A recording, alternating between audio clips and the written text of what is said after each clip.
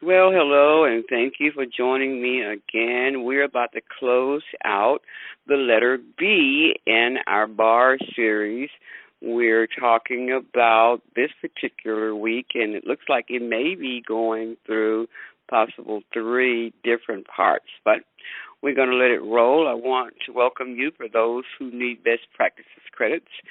This is a CEU qualified self-care best practice. So if you're interested in your CEU, you can email me at betterfamily3@gmail.com for this particular best practices CEU for 1 hour credit. Just wanted to say thank you for joining me once again. I pray that this will be a blessing for you.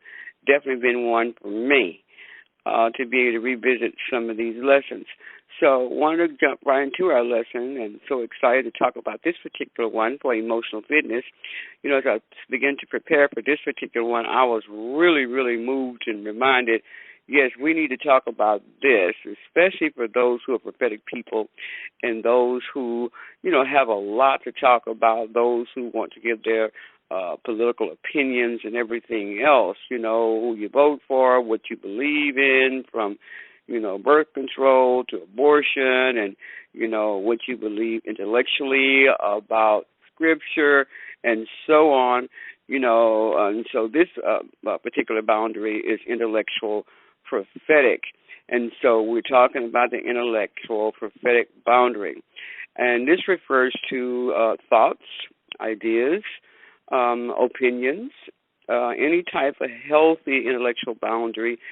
This includes the respect of others' ideas and an unawareness or an awareness of appropriate discussions and things that we should be talking about or we shouldn't be talking about, whether it's the weather to politics. We need to think about those boundaries, or whether it's something that the Lord has said for you to give a message to someone. Those boundaries need to be really, really put in check, because we have a lot of people we're receiving words from, or people that are speaking that they say are prophetic, words that are not from God, is straight from the flesh, and or with the intention to send some type of word curse.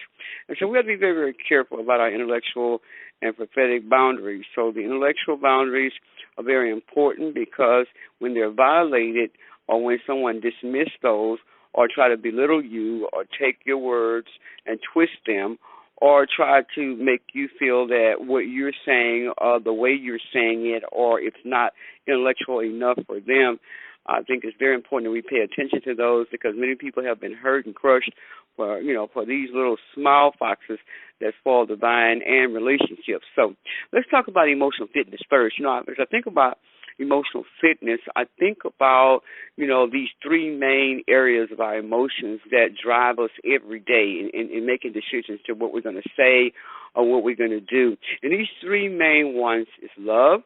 How are you really loving? How is that fruit? Is it hanging high? Is it hanging low? And then hate. Where are you? We got so many people full of hate and bitterness today, so they tend to say things or do things based on their emotions. And, of course, fear. Fear stimulates people in a lot of ways, whether it's fear of failure, fear of the unknown, fear of the shame of something hidden. Fear has a lot of little ugly branches that goes with it that's really destroying people's emotions to the point that people are having heart attacks and panic attacks and everything else. But whether you want to believe it or not, we make over 35,000 decisions in one day, and they are guided by these emotional choices, okay? They're guided by these, and many of us don't protect these boundaries. And so we either going to have a willingness to make sure we want well-being for our emotions, or we're going to have an illness with them, because what happens is these three begin to shape our emotions, because they're going to do what we're feeling. They're going to be going toward what we're hearing. They're going to be going toward what we're thinking. And believe it or not, we will act on these. We'll begin to become spontaneous about how intense this fear is, or how much this person has aggravated me to make me become aggressive, or make me say this like that, or make me give my opinion, or try to prove that what you're saying is biblically error, that kind of thing. So we have to make sure that we're looking at our aggression, how we're behaving from it, and what we're receiving from it as well. And so, but when we're a prophetic people, and when we're trying to give our thoughts about discussions and things like that, I'm going to keep it straight and shoot straight in this part one about how many times we are really crossing our boundaries as relates to intellectual boundaries. Too often, I'll say it as I said before, I'm going to keep it real, we talk too much. We really, really do. We talk too much, and I think intellectual boundaries have to be thought out. We need to think about your thoughts versus what I'm thinking, what I believe versus what you believe. You have a right to your beliefs. You have a right to your thoughts. You have a right to your ideas. You have a right to have a courteous response, someone to respect your thoughts, But healthy intellectual boundaries include the respect for that person's idea. It includes when a person can begin to say things or present or twist what you may be saying or didn't even say.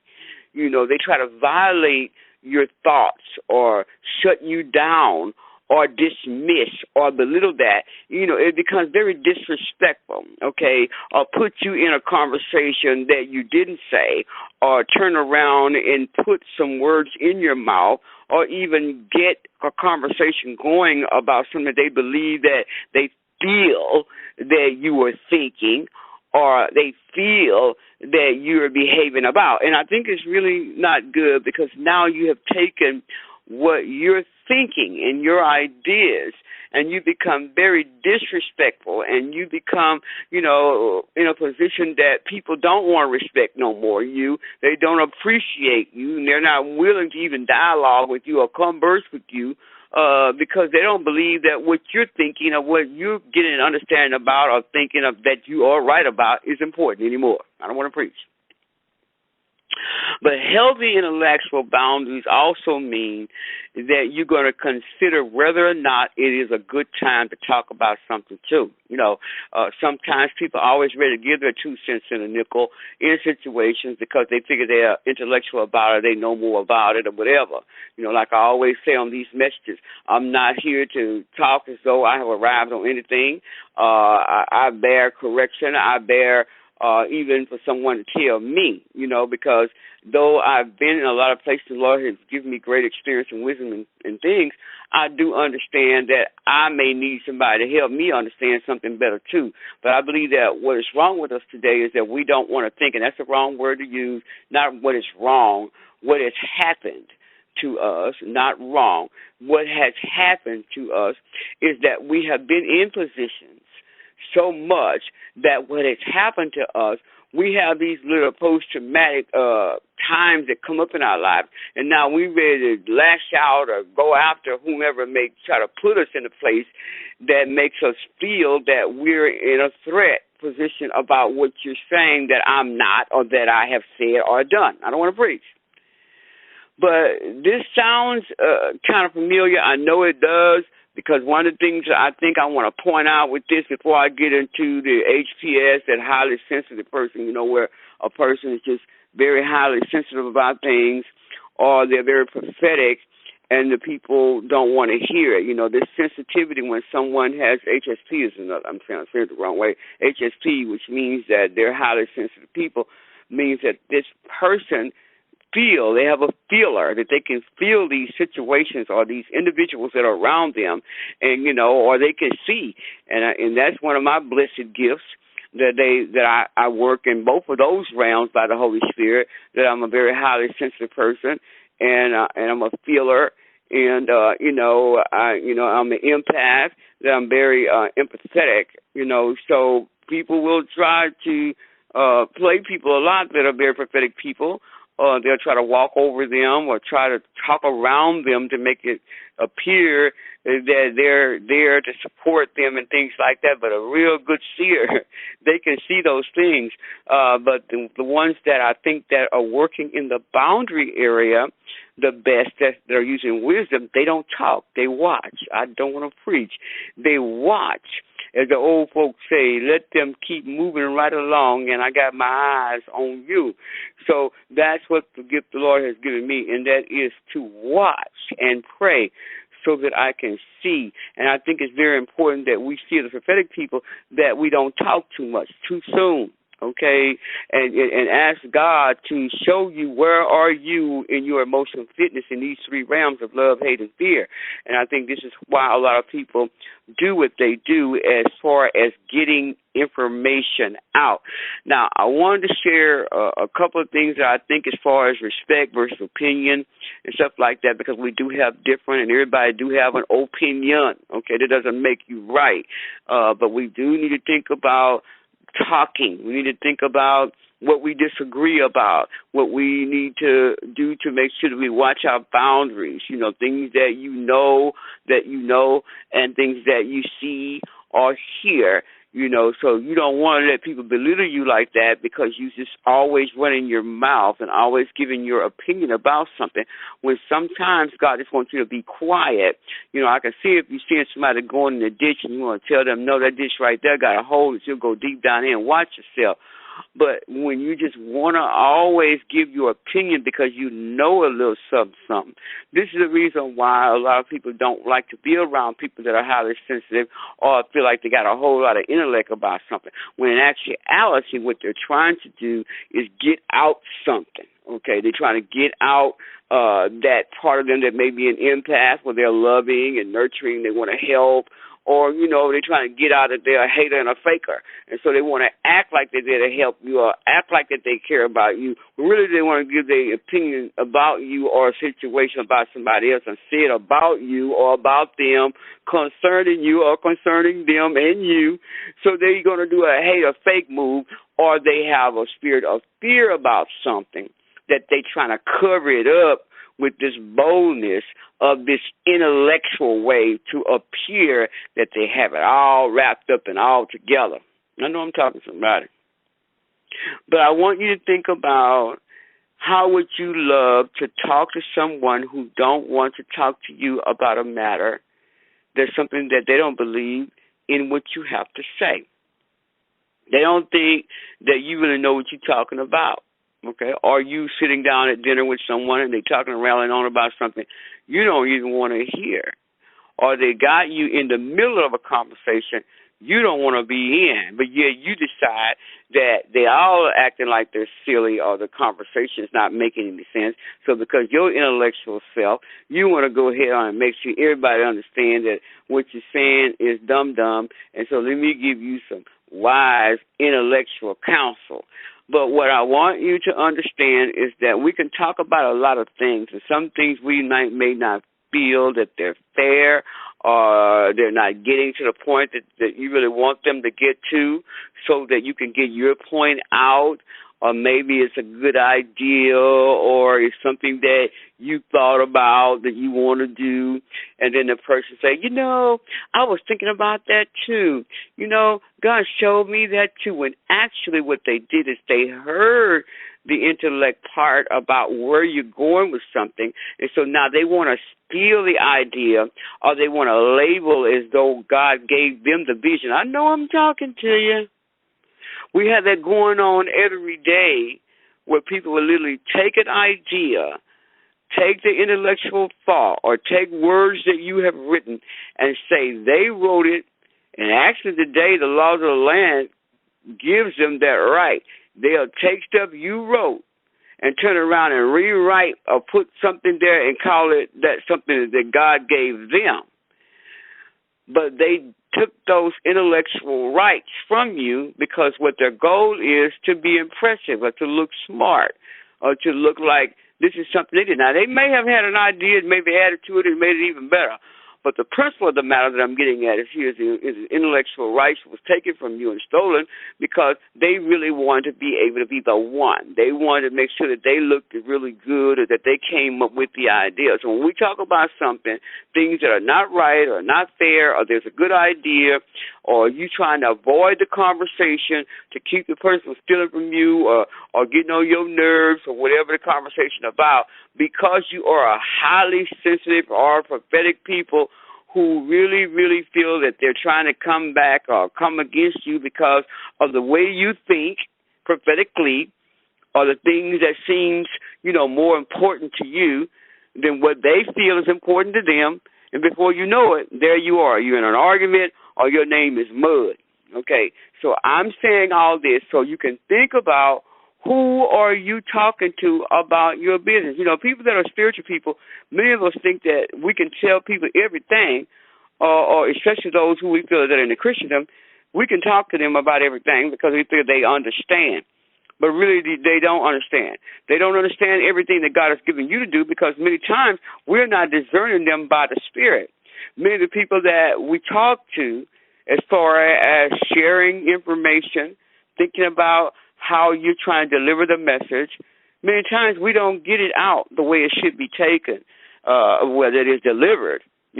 So then people lose respect. So this doesn't mean that you just can't talk to people who may not be on the same spiritual level you're on, because maybe God may be using you. But in this part right here, I want to give you 1 Corinthians chapter 2, verse 14 through 16, that said, the man without the Spirit does not accept the things that come from the Spirit of God, for they are foolishness to him, and he cannot understand them because they are spiritually discerned. The spiritual man makes judgments about all things, but he himself is not subject to any man's judgment. For who has known the mind of the Lord, that he may instruct him? But we have the mind of Christ, and we do. We have the mind of Christ, especially of prophetic people who are seeking to obey God and not deal with their flesh and not deal with those three things, love, hate, and fear, in the wrong, how they say, mode or vein of whatever your conversation is or whatever your thoughts are. Now, one of the things I wanted to try to just cover in this lesson today is just to kind of talk a little bit about some reasons why many people who are prophetic people are having a hard time in relationships. And then I'm going to come back later and give you some more ideas about highly sensitive people and some things that you can think about that make you sometimes wonder why it is that I feel the way that I feel when I'm trying to explain my heart or explain a situation to a person who really reject me or change my thoughts through conversation with other people, saying things that you didn't say, or regretting that you are prophetic and hating that you have read them based on what God has given you, to say to them if he told you to say it, and when he tells you to say it, you're saying what he said and you're not adding anything to it. But why do we have such a hard time in these relationships, then, Dr. Murphy? Why is it that these things that we're thinking, does this mean that, I need to be more accepting in all my thoughts or my opinions? Does this mean that, I'm an absolute and everything I say has to be a certain way, or I'm not going to be happy, or it's going to always be an argument? Does this mean it's so important to me to realize the difference between, what's a healthy discourse or unhealthy discourse or a conversation that I can have with someone without always having to be so intellectual or trying to protect what I know is my thought, when I know that some people will take my thoughts and say, God told me that, when they know God didn't? Or they will take that thought or that word and either twist it or taint it or make it appear that you said something you didn't say, or make you someone who's racist or someone who's homophobic, things that is not really who you are. I think it's important we need to look at what it is that people are saying and expecting from you, and what groups of people are you connected to is very important. So if someone is sharing an opinion that is harmful, someone that's saying things that is an opinion when it comes to politics or things that they're hearing about what's going on in the government pertaining to any type of laws, such as abortion, such as so many things that are out there, even now, the vaccines and so on. You need to set your boundaries in your way, because this This is dealing with your intellectualism. This is dealing with your prophetic gift. So it may sound like you letting that person know, you're not going to tolerate their talk and all that, and you want to distance yourself from them, or you want to cut them off. But I think that you don't have to do that. You have to think about your intellectual discourse of who you're talking to. And am I filtering them through these places of my thoughts and my decisions about the way I'm handling my love? What am I doing about my emotion of maybe, hating and faking on them, or, rejecting them? Or am I in fear about something that they may be doing or saying about me? So you don't have to have this discourse or conversation with that person that who you feel is violating you in this area of intellectualism, especially in the prophetic realm. So I'm going to come back and I'm going to share a couple of things in regards to the highly sensitive, personality. I want to talk to you later also about some areas to make sure you're very sensitive to your boundaries when it comes to prophetic people who may have a thought or a concept that may be more in detail than some people. Why? Because prophetic people are more right-brained than most people have. They've been trained to be left-brain thinkers. And so prophetic people often hear words from God and images and ideas. I like the thought that Rick Joyner was talking about. He said that this concept means that this oriented person that have this type of concept of this right brain thinking is more of people that are detail-oriented people. And these detail-oriented people, they often clash sometimes with people who have questions about why they're doing something or what their intentions are or motives, when actually it could be innocent. Most of the time the person, or they're hearing God and they're saying certain things, and people just don't like that you can hear or see because you're highly sensitive. I'm going to say this and I'm going to get off before I get back to the next part of this. One thing I think about the people who usually think in this concept of right brain thinking, many times we become very overwhelmed or very overly sensitive is what people think, that because we're highly sensitive, because we're feelers and we can see in the spirit, and God is speaking to us. Some people can hear God's voice in their heart. Some people say they hear God audibly, but I hear in my heart and I see through my eyes that speak to me. So when we're highly sensitive, which is, I give you the acronym, the HSP, it tends to be that when people are around me, they tend to think that I'm always overly sensitively looking at them. Why? Because I am a highly sensitive person, and because God has gifted me with intellect in a lot of different ways, with witty ideas and things like that, typically because I'm very overstimulated, through my senses of our five senses that we have, our sight, our smell, our taste, our touch, and sound, sometimes we HSP people, which I am one, like I said, an empath too, I believe that because I love so deeply and I care about people, and I really want to make sure that people are safe, especially kids. Like I always say, you mess with kids, you messing with me. I'm ready to fight. I don't like kids to be harmed. I don't like the elderly to be harmed. I don't like anybody to be harmed, to be honest. But anybody I believe that are handicapped or have a challenge in their lives or disability, I get very frustrated when people, hurt or try to harm weak people or people that cannot take care of themselves or they're not strong.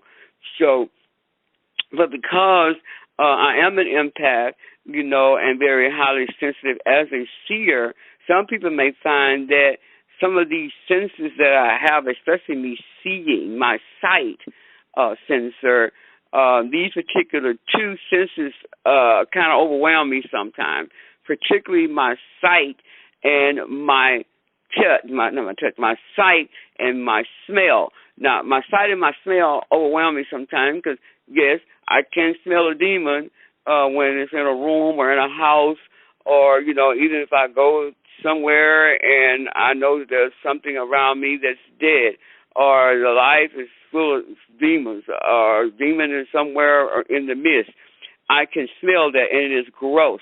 And then I can then sense this that make me know that now I need to go into warfare. But my sight is the part that really disturbs me the most. But I bless God for the gift, and I'm not going to say it as though I'm not grateful. But this sight part, meaning the seer anointing, it really, really is something major for me, and I am overly stimulated at times where the Lord will let me see things and see people, and I can sense these ways or these motives before they even happen in the heart of man. I can sense that. I can see the shape or the way of their character. And I don't like that, but it is what it is. And so, but I bless God for it. But at the same time, it is heart-wrenching when you're looking at someone and you know that they're a liar and you know that they have evil intentions or, you know, they got game.